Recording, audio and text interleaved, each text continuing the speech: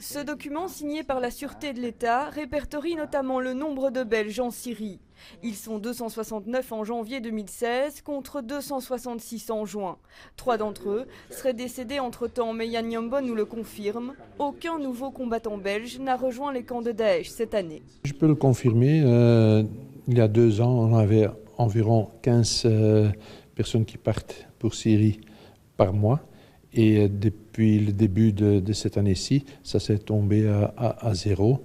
Mais je vais y ajouter que aussi le modus operandi a changé. Maintenant, on voit comme les attaques à Charleroi et aussi à Nice, ce ne sont plus des foreign fighters, ce sont vraiment des gens qui ne sont pas allés en Syrie, mais qui s'accrochent aux idées des États islamiques.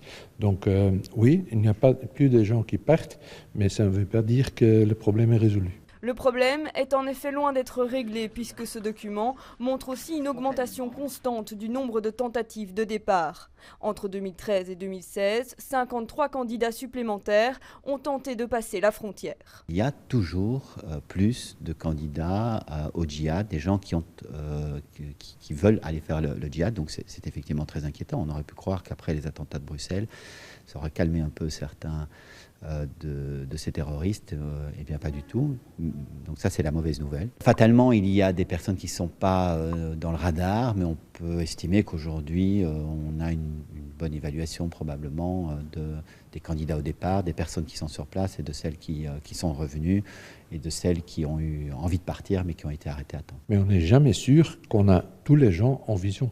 Dans ce document également, 157 personnes sont considérées comme radicalisées, donc prêtes à rejoindre les rangs de Daesh. Mais beaucoup d'entre elles décident aujourd'hui de rester au pays, comme le demande l'organisation terroriste. Un appel pris très au sérieux par tous les bourgmestres, comme à Forêt.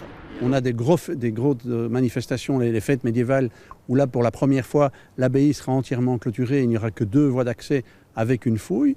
Et puis il y a les spectacles à Forêt Nationale qui nécessitent évidemment une attention toute particulière. Pas de départ en Syrie cette année, mais une menace pas pour autant écartée. La Sûreté de l'État est d'ailleurs toujours sans nouvelles de 4 personnes qui ont quitté le territoire les années précédentes.